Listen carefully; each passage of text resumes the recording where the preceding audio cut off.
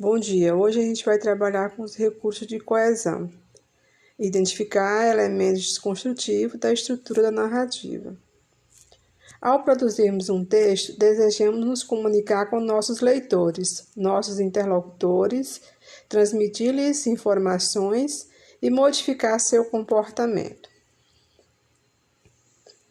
Por essa razão, é importante lembrar que o texto não pode ser um aglomerado de frases sem conexão. Ele precisa apresentar textualidade, ou seja, ser bem estruturado, ter palavras, frases, ideias articuladas entre si. Então, você viu aí uma forma de um monte de palavras. Isso aí nós vamos dizer que é um texto, né? Tem muitas palavras aí jogadas num papel. Então, vamos ver aí um texto. O sol é quadrado, azul como a goiaba. No entanto, se você realmente me ama, por que não desata o nó da gravata do cachorro, que voa livre e solto pelo céu de maré alta? Texto 2. O show, o cartaz, o desejo, o pai, o dinheiro, o ingresso, o dia, a preparação, o dia, a ida, o estádio, a multidão, a expectativa, a música, a vibração, a participação, o fim, a volta, o vazio. Texto 1 e 2 é considerado um texto. Importante lembrar, o texto é um todo significativo e não um aglomerado de palavras e frases isoladas. Então, aí nós vimos aí um monte de palavras, aí alguns desenhos.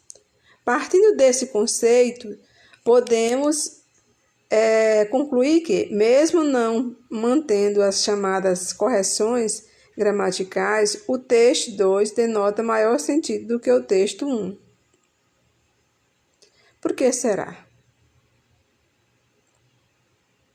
Mesmo gramaticalmente correta, a passagem do texto 1 não poderia ser considerada um texto por aparentemente não fazer sentido. Antes, assemelha-se mais a um aglomerado de frases e palavras soltas. No texto 2, ao contrário, o que se vê é um texto, mesmo que não tenha tal aparência, o título e as sequências nominais, agrupadas numa espécie de estrofe, aparecem a fazer o percurso de cada momento que compõe uma apresentação musical. Lembre-se, toda produção linguística, seja ela oral ou escrita, se realiza em forma de enunciados, esses conhecidos por gêneros textuais. Portanto, o texto é o ponto de partida para qualquer enunciação. O que é um bom texto? O bom texto é aquele produzido com organização de palavras que se unem adequadamente umas às outras. Aí nós temos alguns textos aí até sublinhados. Jesus é o verdadeiro Cristo, é necessário que os gentios também sejam convencidos de que Jesus é o Cristo, o eterno Deus. É um texto aí, parece bíblico. Aqui nós temos um outro texto assim. Assim os termos vão formando uma oração, e as orações vão construir períodos. Os períodos formarão parágrafos, e a organização de parágrafos formarão um texto. Essa união ou ligação entre elementos de um texto deve apresentar um sentido lógico, coerente. Para isso é necessário observar as relações de sentido existentes entre eles. Aí nós temos, gosto de ir à festa de aniversário, mas vou Gosto de ir à festa de aniversário, mas vou à sua festa. Não é estranho? Eu acredito que aí você achou estranho, porque usa esse mas aí, que está em vermelho. Se a pessoa gosta de ir à festa de aniversário, é lógico que ela não ia colocar o mas, não é? Ela podia dizer assim, por isso vou à sua festa. Mas o mas aí teve uma coesão aí que não foi muito legal, que nós chamamos de não é estranho. O mas gera uma expectativa de que você vai apresentar uma estrutura que se oponha à anterior. E você viu que ambos os períodos, eles estavam afirmando um ao outro, não estava negando, não estava fazendo oposição. Então, tem algo estranho aí. Gosto de ir à festa de aniversário, mas não posso ir à sua. Aí teve uma lógica. Essa sequência lógica é o que deve se dar em um texto. Aí nós temos as cartas de baralhos. Podemos comparar um texto com um prédio. Como um prédio, um texto torna-se bem construído e coeso quando usamos os elementos gramaticais ou coesivos no interior das frases, de forma adequada. Assim como qualquer boa construção, terá uma boa estrutura para não desabar. E vocês viram que compararam um texto com um prédio, porque o prédio ele precisa de boas estruturas, ele precisa de ter o alicerce, ter as colunas. Caso contrário, ele pode desabar, porque uma construção muito alta. Então, o texto também precisa ter esses elementos. Aí eu digo assim, ó, o texto precisa ter essa boa estrutura. Então, vamos ver aí. As classes de palavras que contribuem na coesão. Então, nós temos classe de palavras, as principais a conjunção, os pronomes, preposições e advérbios. São essas 4 classes gramaticais, não é? Que são até aquelas classes gramaticais invariáveis, quer dizer, que elas não variam, quer dizer, só os pronomes, né? Mas as conjunções aí são invariáveis, as preposições e os advérbios. Tem apenas os pronomes que são variáveis. Então, vamos ver o que é conjunção. Está dizendo conjunção, conjunção, quer dizer, juntar coisas. Palavra que une as partes. Os dias passam e as prestações chegam, mas a vida continua. Aí nós vimos aí essa conjunção, aí o mas é uma conjunção. E você vê que ela dá uma ideia de contrário, que aí nós chamamos de conjunção adversativa. Pronomes. Os pronomes são o pronome. O professor aplicou uma prova. Ele elaborou uma questão atual. Então, esse ele aí, ele está no lugar do nome professor. É um pronome pessoal, do caso reto, servindo como sujeito da segunda oração, mas que substituiu o nome professor, e aí é um recurso de coesão. Agora temos aqui, ele é um elemento coesivo, para evitar repetições, retomado o nome de professor. Agora vamos ver as preposições.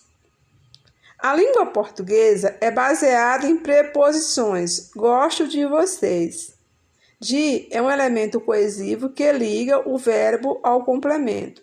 Porque tem alguns verbos que nós chamamos de verbos transitivos indiretos, que são aqueles verbos que pedem uma preposição. Então, quando eu digo gosto, alguém pergunta, gosto de quê? Já faz essa pergunta, de quê? Já usando a preposição de vocês. Então, esse de preposição aí serviu também de coesão, de ligação do verbo com o complemento, que nós chamamos complemento verbal, que nós chamamos objeto indireto.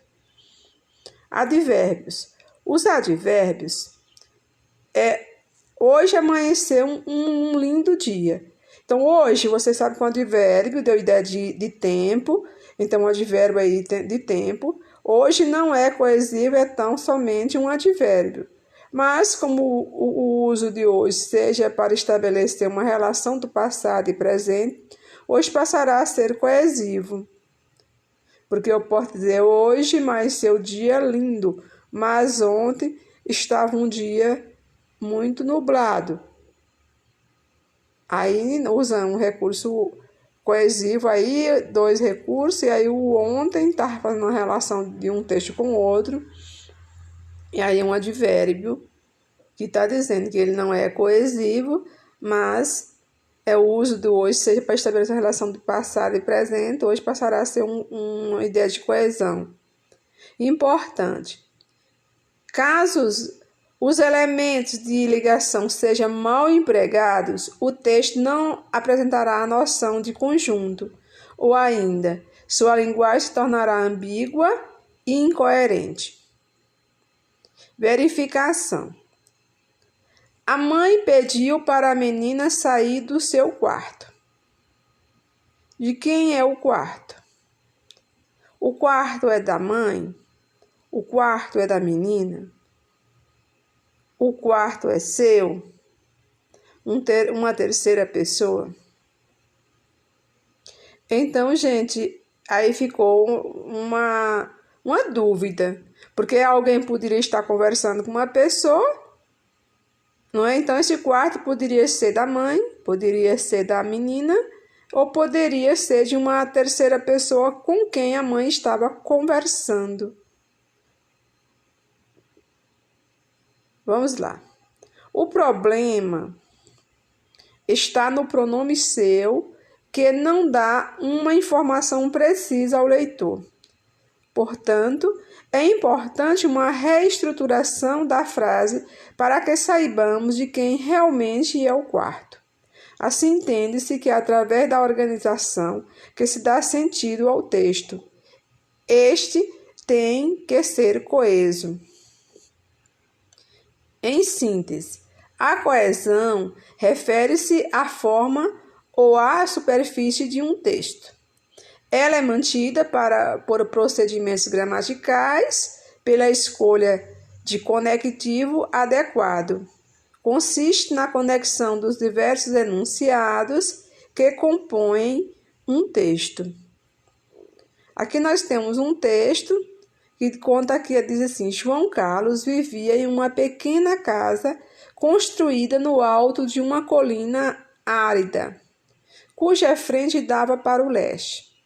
Desde o pé da colina se espelhava em todas as direções, até o horizonte, uma planície coberta de areia. Na noite em que completava 60 anos, João, sentado nos degraus da casa colocada à frente de sua casa, olhava o céu poente e observava como a sua sombra ia diminuindo no caminho coberto de grama. De repente, viu um cavalo que descia para sua casa. As árvores e as folhagens não permitiam ver distintamente. Entretanto, observou que o cavalo era manco. Ao olhar mais de perto, verificou que o visitante era seu filho Guilherme, que há 20 anos tinha partido para alistar-se no exército e, em todo esse tempo, não havia dado sinal de vida. Guilherme, ao ver o pai, desmontou imediatamente, correu até ele e, lançando-se nos seus braços, começou a chorar. Então, vocês viram aí uma história, um texto narrativo que conta a história de um senhor chamado João Carlos e que o filho ele estava num local sentado, observando o pôr do sol e, de repente, aparece uma pessoa montada em um cavalo e ele o reconhece que é o próprio filho Guilherme, que tinha saído há muitos anos e não tinha mais voltado para casa, mas um dia resolveu retornar. E foi um encontro de felicidade, de alegria. Então, gente, é um texto narrativo. Se vocês observarem, nesse texto aí tem vários recursos. João vivia em uma pequena casa, aí é uma preposição. No alto é uma preposição. que dá a ideia de lugar. De é uma preposição que deu ideia de posse. Cuja também é uma palavra de coesão, aí no caso seria um pronome. Desde o pé da colina se espalhava em todas as direções, e assim nós vamos vendo que nesse texto aí tem vários recursos de coesão que servem para ficar ligando e para dar sentido ao texto. Bom, gente, tenham todos um bom dia.